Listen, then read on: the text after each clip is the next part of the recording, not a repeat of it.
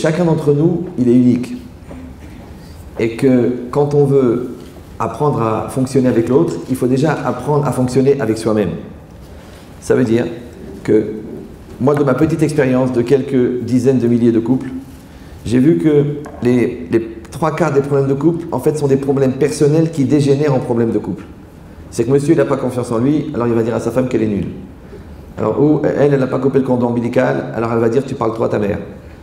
Maintenant, si quelqu'un n'a pas fait le travail déjà personnel, de savoir comment il fonctionne, alors il a du mal à savoir comment fonctionner avec l'autre. Puisque les 3/4 des cas, c'est des transferts. Maintenant, je vais vous dire une chose très violente, mais à une condition que vous me fassiez la promesse de ne pas l'utiliser contre les personnes que vous aimez. Vous êtes prêts? Oui? Non? Oui? Non? Levez la main pour voir. C'est pas évident. Oh là, il y a beaucoup de haine dans la salle. Donc, j'exagère, c'est beaucoup plus grave. Alors, mais... Non, je ne peux pas ne pas faire de blagues, ça aussi, c'est une nature, c'est génétique, ça. Bon. Mais c'est quoi l'idée? C'est que quand vous voulez savoir qu'est-ce que quelqu'un se reproche, vous regardez qu'est-ce qu'il vous reproche. Parce que les 3/4 des cas, c'est des transferts. Pourquoi? Parce que dans le rapport de coexistence qu'on a avec l'autre, l'autre, il constitue la plus grande remise en cause qui existe. Donc ses qualités me dérangent, ses défauts me rendent fou.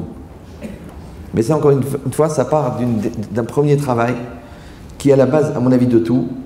Comme j'explique à mes enfants quand ils voient les couples qui défilent à la maison jusqu'à 3 h du matin, je leur dis, mes enfants, tout ça, c'est les midotes. Il faut travailler les midotes, travailler les midotes, travailler les midotes. Je sais que vous êtes très occupés avec le dafayomi, avec les smichot, avec les révisions, avec la lacha. Je sais, je comprends très bien.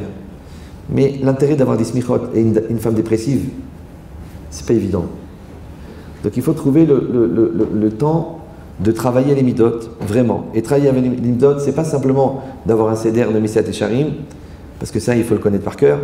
C'est qu'il faut devenir ce que vous avez appris. Vayadarta ayom va'ashevota levavecha, dit le Rabbi Christian Levinstein, la distance entre la Yedia et la Yedia, l'ignorance et la connaissance, elle est beaucoup plus courte que la distance entre la Yedia et la Shaval Alev.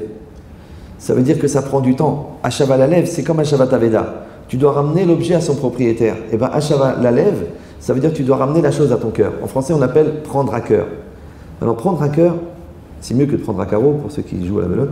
Mais c'est quoi l'idée? C'est de dire que je vais ramener la chose à mon intériorité. Parce que vous savez que le cœur, ça n'est pas le muscle qui envoie le sang, ça n'est pas le symbole de la poésie et de l'émotion. Le cœur, c'est le centre de la personne. Comme ça, il dit toujours le Maharal de Prague, Alev, c'est Merkaz Adam. Akol Novea me Alev. Tout dépend du cœur. Tout provient du cœur. Ça veut dire que le cœur, vous avez compris, quand on parle du cœur du fruit, ça n'est pas, il n'y a pas du sang dans la pomme. Oui, le cœur de la ville, c'est pas, il n'y a pas un endroit qui bat dans la ville. Le cœur, c'est le centre. Ça veut dire que tout ce qu'on dit, tout ce qu'on fait, tout ce qu'on produit, tout ce qui apparaît sur notre visage, tout ce qu'on développe, toutes nos actions, toutes nos mitzvot, elles proviennent de notre cœur.